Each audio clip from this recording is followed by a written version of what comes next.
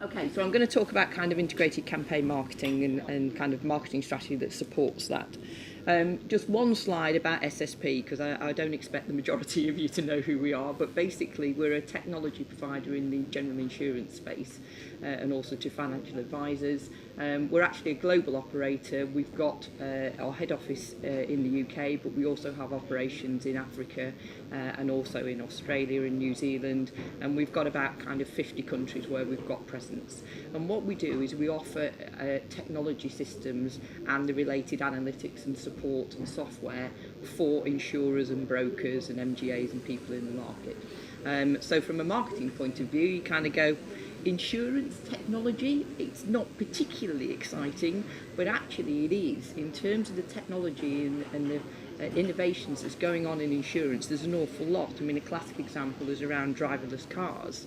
If you actually think of how we're actually going to insure driverless cars when there's still driver cars on the road and how that's going to work in practice, a lot of the insurers are kind of trying to work out this problem, and they're working with a lot of kind of new startup bootcamp innovators to try and work these things out and work these things through. So for quite a staid industry, there's quite a lot going on. Okay, so just as a kind of opening slide here, this is kind of talking about all the different types of content that are available. Now, this was a study that Gartner did about kind of 2 years ago, so things have moved a little bit since then. But it's interesting in terms of, one, there is no kind of magic bullet. You can't sit there and say, if you're going to get content out, what's the best ways of engaging with your customer and what's the best content to get out? There's no single thing where you go, that's the one that I need to do. So face-to-face and direct interaction is always the kind of the best way, but as a marketeer you need to kind of create that environment to have that conversation. So how do you do that? Which are the kind of tools and mechanisms that you use? Interestingly here around the content, and this obviously leads on in terms of the white papers, that's a real big thing here that gets a lot of resonance in the industry. The only comment I will say about social media is this was done about 2 years ago. Things have moved an awful lot since then, and in fact in some recent sort of analysis that we'd done, about kind of 50% or just over of kind of visits to microsites are driven from social media now, rather than the vast majority used to be driven by traditional campaigns. So things are moving. One thing that we all know about, and in terms of getting the content out, it's not just a case of getting your engaging content out. There is so much going on. I mean, we're all sitting here, on our iPhones, and we're looking through, and you just dump emails that come through automatically. It might be the best content in the world. It might be superb. It might be a really great company to work with. They don't even open the door. So it's recognising that you're working in the environment of lots of other pieces of noise that you've got to cut through. So how do you kind of create the value content then?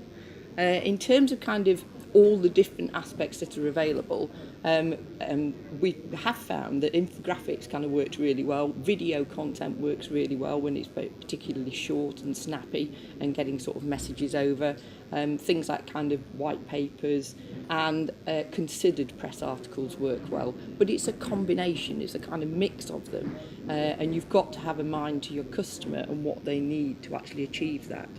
So effectively, content to make people think and engage. It's something that interests them as opposed to some message that you want to get out. It encourages people to take action because this is effectively what you're wanting to do. Keep it clear and simple. And then obviously there's the power of networking. This is, we've had quite a challenge in terms of reaching what we call the C-suite guys, because they are very difficult, busy to get hold of. But actually, if you're wanting to engage, say, the CTO, they're having conversations with their peers, so there's no point in just engaging them and not engaging the rest of the C-suites, because they just have a corridor conversation. SSP, I was looking at them for that, I've never heard of them. So you've got to kind of be mindful of the influencers and the engager side. And then there's another couple of very interesting stats. Again, one of them from Gartner, which said that 68% of people don't actually kind of enter the kind of the buying process or kind of put their hands up and say, look, we're actually looking at buying something here, until they get kind of very close to they've made a decision. And Forrester actually said 90% don't actually say we're going into the sales process here. They've made their decision before they get there. So that means that if you aren't engaging people beforehand, you're not even going to be on the list for them to kind of consider and talk about you and understand the value that you've got. So it really is important that you're engaging people, even if you're not certain that they're in this classic traditional campaign period. And the thing as well, obviously, it's different in different industries, but for the B2B industry I'm in at the moment, the life cycle in terms of the buying cycle, it's about kind of 18 months, maybe even 2 years. So it's a long cycle. And actually trying to hit that sweet spot that somebody's right going into their kind of RFP at the time that you're contacting them is just not going to happen. So you've got to have that engagement so that they're then ready to come to you when they're ready. So in terms of kind of going through how you're building the content for it, you're thinking from an individual's perspective here. The real big tendency is to go, right, we've got a product to sell, we want to get out there, let's put the message around that, and then, you know, jobs are good and we've got the list and we're off. Well, actually, the problem here is that if you understand from the customer's point of view, they've got needs and challenges, and unless you hit them with addressing their needs and challenge, they're just not going to buy into it at all. So it's more about understanding what the needs and challenges are in the industry and then saying how can we help you with that, and then getting the content out that supports them with that for it. So it's what they need as opposed to what you want to push. Then I've got a big thing about being consistent, and because I've worked in different industries, but typically they tend to be kind of very either sales-led or product-led, so you get very excited about the product. And actually part of that excitement is that you say, right, we've got all these features and benefits, so your feature function as opposed to kind of capability, but you're talking feature function, and on top of this, we can add in this because that's a great feature, oh, and we need to tell them about this, and then by the time you've finished, you've diluted the original message that we were wanting to do. And all the sales guys think it's great because you've kind of gone through everything, and then you build the website up and it's got all this content and everything, and it's almost that you're leaving the customer to work through it themselves. So you're making it much more difficult for them to actually kind of go, what is it that you're offering and why should I be having the conversation? So I'm really big around kind of just keeping it simple and doing the messages around that. Think about the journey and the action that you want somebody to take on this. So ultimately, what are you wanting them to do? Okay, buy, but there's a lot of stages through this. So if you're kind of communicating and engaging with the customer, what action do you want them to take as a result? And then what's the next best action that you can take to carry on that engagement? So if you keep an eye on the mind of that, then that's really helpful. And then relevant, well-written content, it always wins. If you get the context right, it will be relevant and you give insight. People are looking for value here, they're looking for something that interests them and they think is relevant. So however good your kind of execution is, if you haven't got the content that works, then that won't work for you. So the other things here is, in terms of the messaging for it, you create the content that plays to your strengths. Again, the kind of the tendency here is to kind of go, right, we'll go out with a great white paper talking about this aspect, and actually, ultimately, you haven't got a solution for it. So classic example is around Internet of Things at the moment. People are talking about that an awful lot. We haven't got a solution for it presently at SSP. So whilst people are talking about it, we don't necessarily want to talk about it because you're taking people down a journey that ultimately it's like, oh, sorry, we haven't got anything. So what is it that we can talk about that will help them and build in that space? So you think about what the ultimate is that you're going there. You don't kick off with it, but you think ultimately where you're taking the customer for it. And then as part of that, and this is where, particularly in SSP, it kind of almost changed the game for us in terms of the perception of marketing. It's all about your value proposition. Again, it's very easy, particularly when you're kind of sales-led, for the guys to go, right, we've got these features, we've got these functions, let's get them out. And actually, from the customer point of view, what is it that you've really got? What are your differentiators, and what should you be talking about in the market? So we've done that across a lot of different aspects, but we've just done it very recently for our core broker proposition. And one of the differentiating parts for us is our data enrichment and the data analytics that we do. So that's something that we want to talk about. But it was only through holding those discussions and holding those conversations that you thrash out where the points of kind of positivity are, and then you can concentrate on them. And marketing has got a really key role to play in that because of the objectivity that we've got. So if we're using this in terms of as an example for kind of creating new content, you look at the kind of customer challenges. There's a couple of challenges in the industry at the moment that we picked up on. One's fraud. For every kind of average motor insurance premium, each one of us is paying £50 per policy. That's because of people committing fraud in the industry. So it's either from a kind of over-exaggerating their claims, or they've actually gone for insurance from the start with the clear objective of them making a claim and then getting money back from it. You know, we all hear about the cash for crash. It's all there. So actually it's a big challenge for the insurers and the brokers of how do they eradicate that from the challenge. Another aspect is the kind of, if you're wanting to be more innovative, if you're wanting to be more flexible, if you're wanting to kind of engage with customers in terms of lots of different mobile devices, and then you've got a real stacky old system that's about 10 years old and it doesn't work, actually you need a new system. But what system do you need? You need something that's agile and flexible and helps you do that. So those are two kind of key examples of the kind of challenges in the industry. So from the fraud aspect, actually we have got a solution. So we've got a solution called SSP Verify, but we need to take the customer along that journey of what is that solution for them. So you create kind of content there. You start off by talking about your knowledge in the industry, why you're relevant, what understanding you've got in the industry, what the issues are. You're engaging people around that. And then you take them along this journey where ultimately you can then say, actually, there is a solution here and this will work. So it's kind of about starting with their challenges and then moving from there. And then, as I said, I'm big in terms of a test and learn and kind of measure and sort of approach. I give my guys kind of not carte blanche, but let's have a go here. And I know some things aren't going to work, but actually, unless you test things and then you monitor the responses on them, you don't know that something isn't going to work, and you'll find the nuggets. And I'll talk about that in a couple of minutes. So this is just an example around the process that we tend to kind of use, and we've got kind of quite a lot of engagement with it. We've started doing, and we never used to do it about 2 or 3 years ago, but we've started doing customer market research. Now this creates a lot of content for you, and it also creates owned content for you. Now it's not kind of asking about service levels and things like that. We've just completed one about software as a service as a deployment option.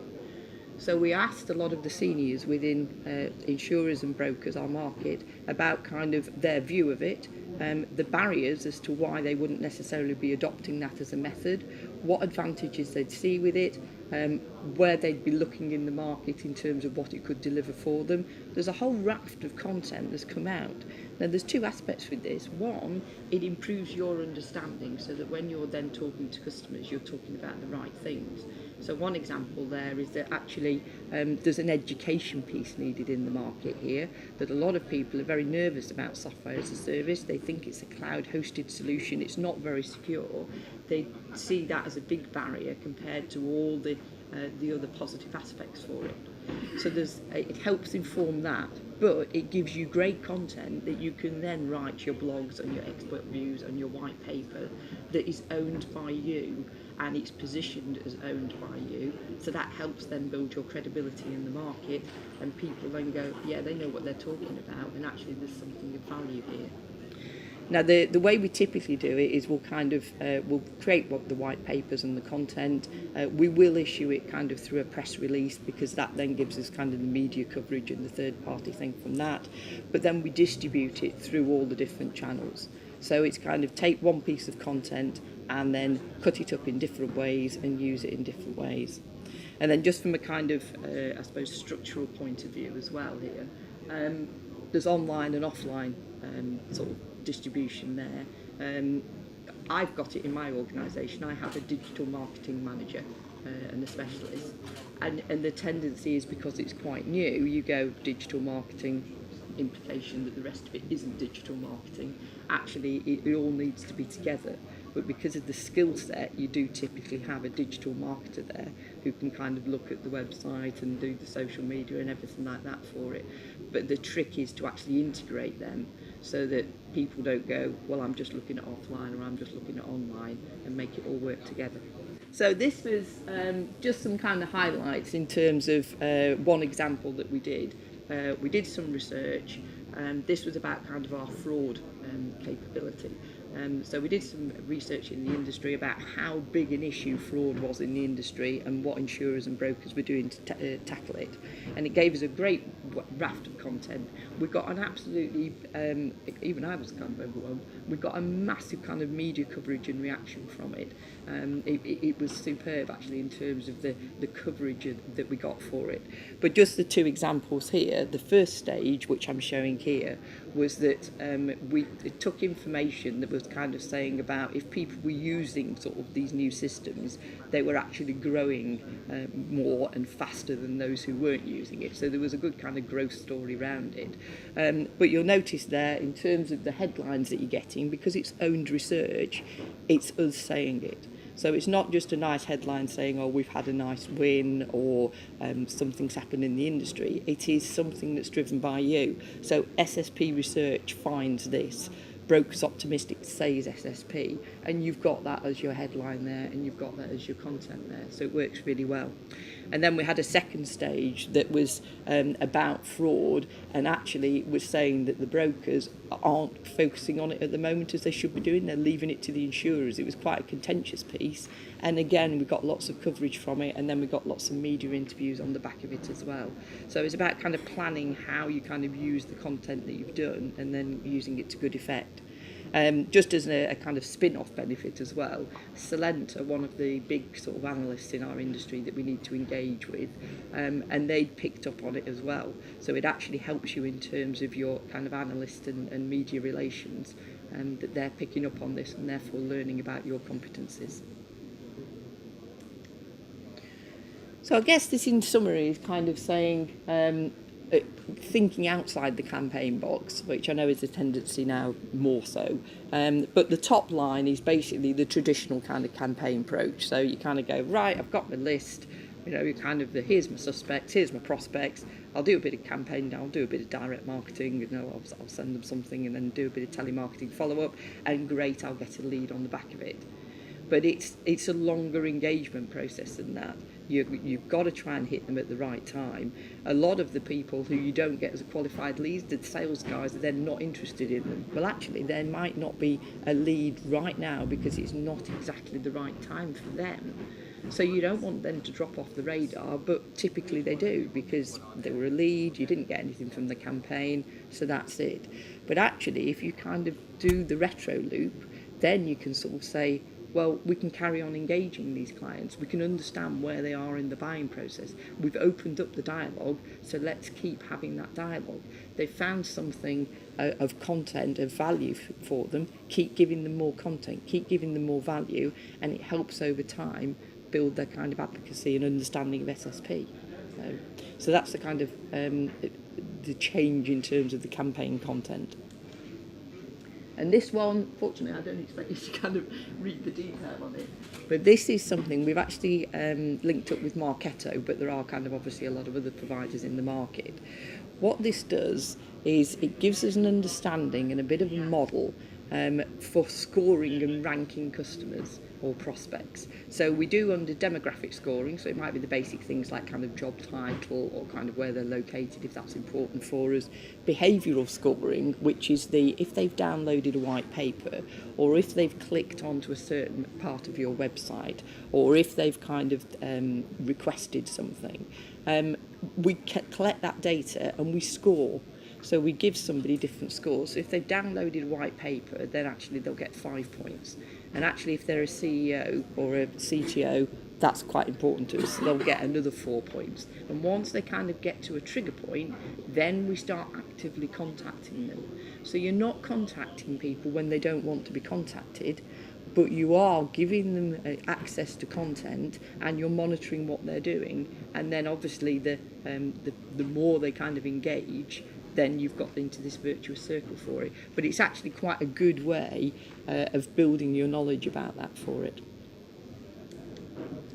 So just to finish off, I've got some kind of reasonably recent sort of campaign activity just to kind of show the different approaches.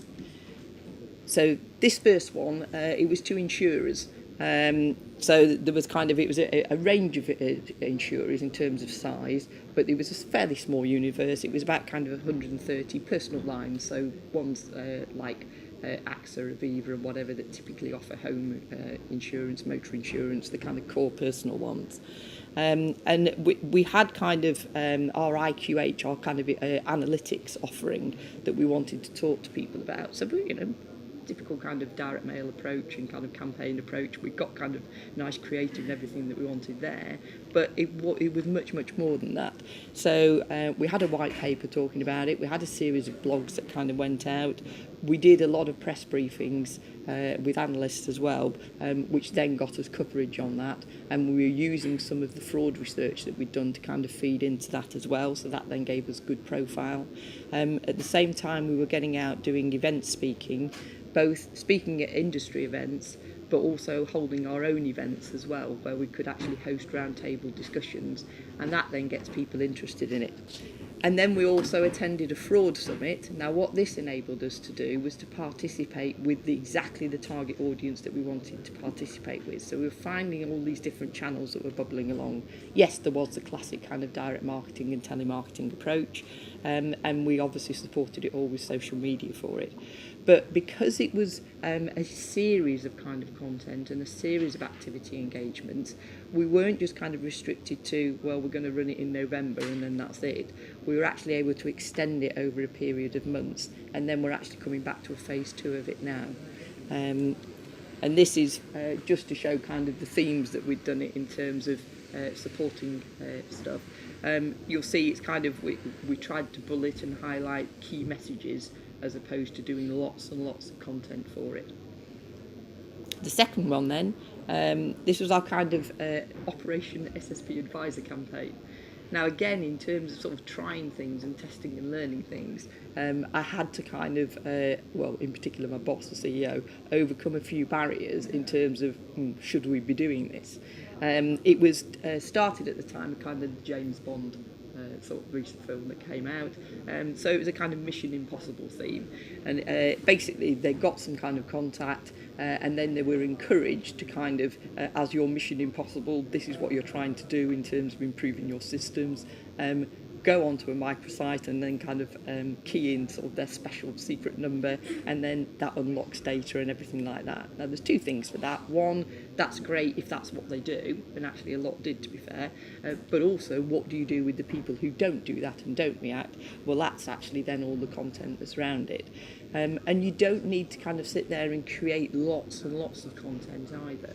What we did is revisit existing material so that we could do something reasonably quickly. So we've got a white paper that we'd produced about 4 months before on the future of financial advice.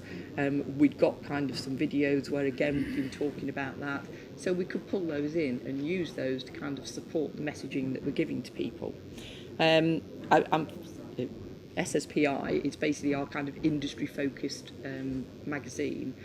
It's very interesting this. We do it digitally and we split up the content, but we do it as a kind of, we have guest people and experts in the industry, and then we have kind of our own experts in-house talking about different themes, and it's, every time it comes out twice a year, it's the top read sort of thing on the website and the most downloaded one. It really does engage people.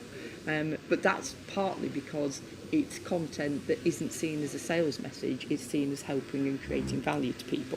So we kind of had something in there. We'd also got a kind of case study, St James's Place, who were a big financial advisor. We were able to use them, which obviously the advocacy helps. And then the usual things in terms of the press release, commentary, where we kind of positioned ourselves as experts, and the direct mails and everything.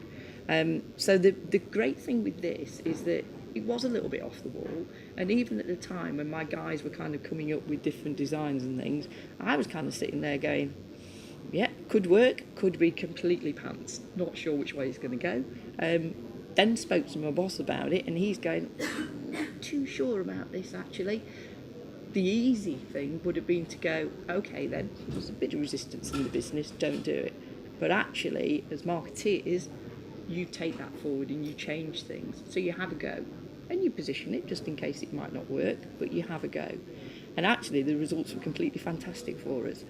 We got, I can't share the number at the moment, but we've got far more leads than we'd actually wanted for it, or in fact could cope with, and it was fantastic for us.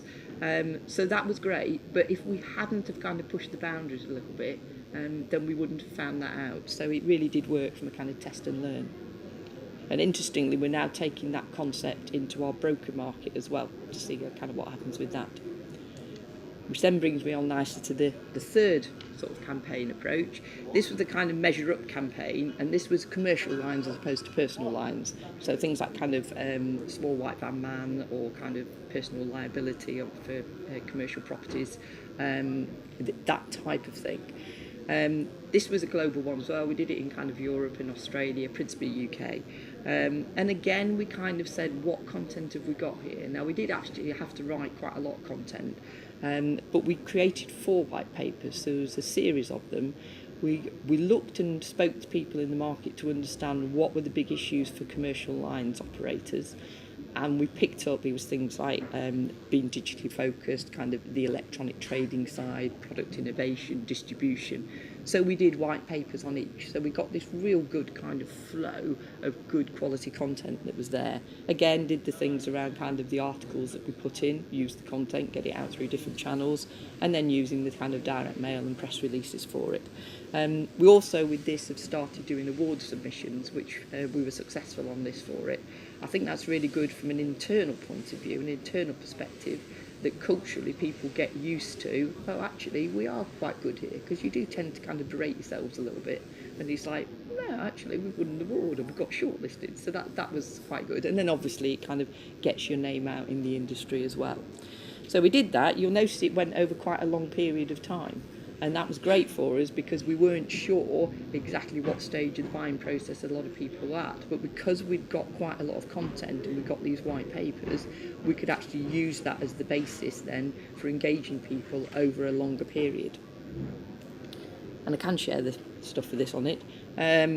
We've got a target universe of 160 organisations in the UK. Marketing qualified leads from that was almost kind of 1 in 2. We got 84 on that, so that was pretty good. And revenue in excess of 1.3 million. So it's large stuff, you know, it's not kind of small stuff here.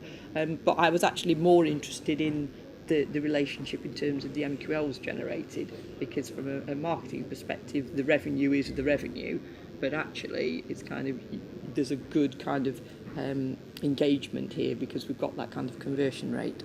And then in Asia Pac, again, that was a learning thing for us. 85 organisations. Yes, we got some good revenue opportunities in there, but the MQLs were a lot lower. And actually part of that is because our awareness and profile in Australia isn't as high as it is in our core market for the UK. So that then reinforms what we need to do in terms of there's a base activity that's needed possibly in future for Australia. But nevertheless, they were kind of quite successful. And that, I think, is it. Thank you very much.